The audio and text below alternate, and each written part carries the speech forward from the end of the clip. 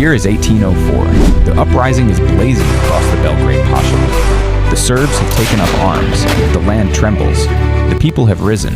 But the true battles are yet to come.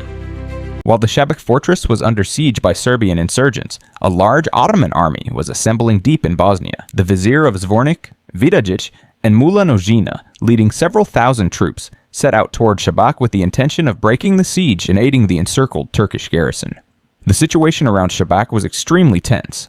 Although the rebels had successfully established the siege and cut some supply lines, their lack of heavy artillery prevented a swift capture of the fortress. The garrison commanded by Musaga was aware of the dire situation. They were already considering surrender negotiations, especially after the rebels intercepted and repelled the planned supply convoy along the Sava River. This failure further demoralized the garrison and signaled to Musaga that reinforcements from Istanbul or elsewhere were far away, and that help from Bosnia had become their only hope. At this critical moment, from the east, a new and far greater threat emerged: the advancing Bosnian army, whose arrival could change the entire course of the uprising in western Serbia. To prevent them from linking with the Šabac garrison, rebels from the Valjevo region, under the experienced leadership of Mateja and Jakov Nenadović, planned an ambush near the Čokešina Monastery. The location was not chosen randomly. The monastery lay on a key strategic road, nestled within the dense oak forest of Kitog, known for centuries as an inaccessible stronghold of outlaws and an ideal place for ambushes. On the eve of battle, the most important rebel leaders gathered at this sacred place.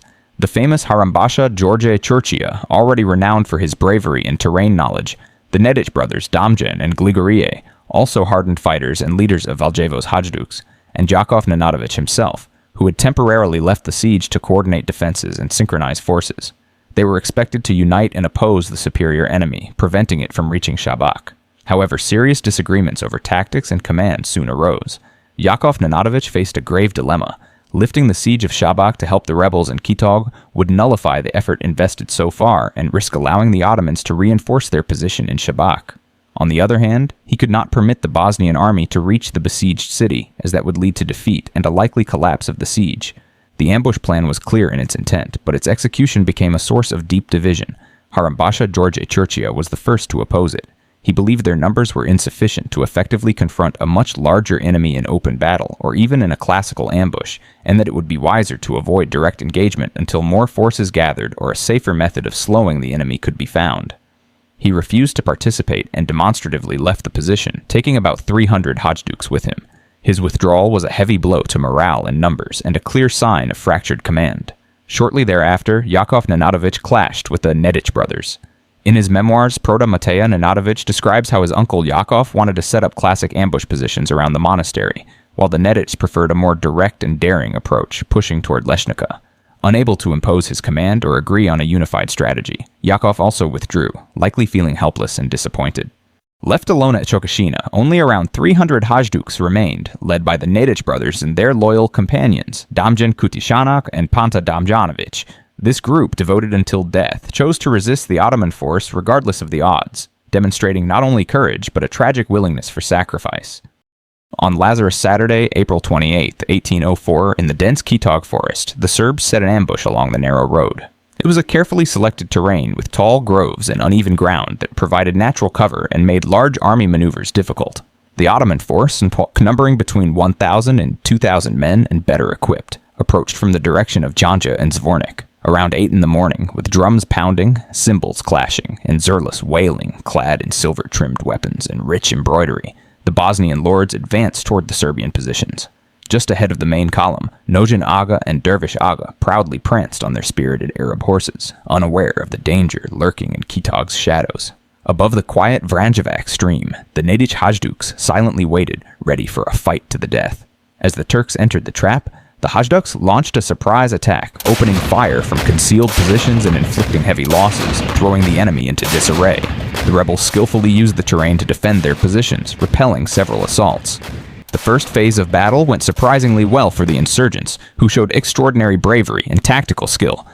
But as the day wore on, the Turks regrouped and, relying on their numerical superiority and constant reinforcements from the rear, began to wear down the defenders through prolonged gunfire. Actually held firm, the sheer weight of the enemy began to crush the resistance, and the air grew thick with gunpowder smoke.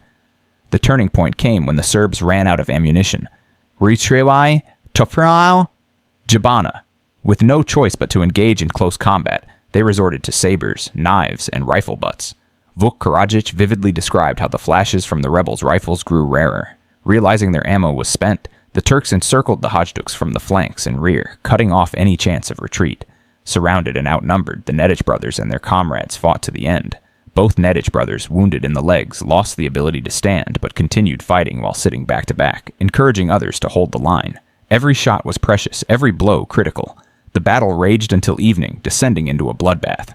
In the final, merciless Turkish assault, when they attacked like rabid lynxes, all 303 hajduks, including the Nedić brothers, perished.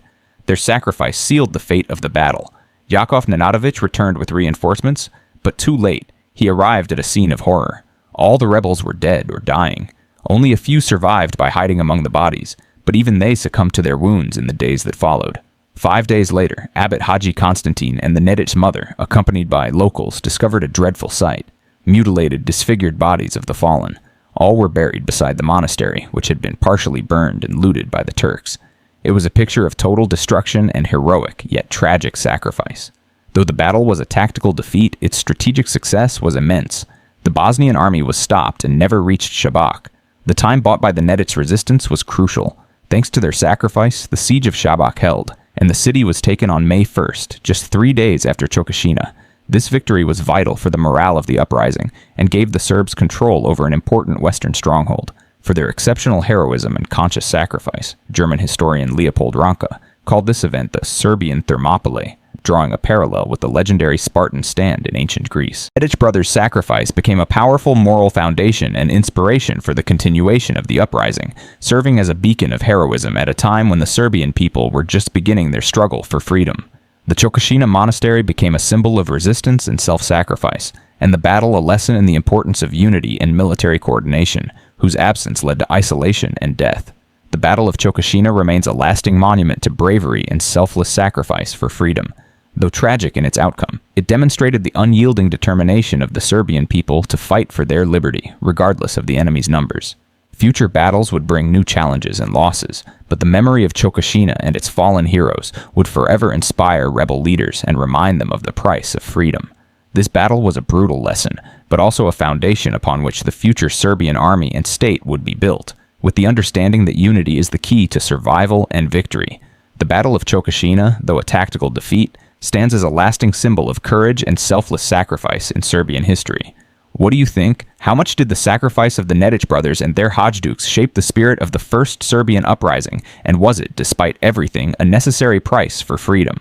Share your thoughts in the comments.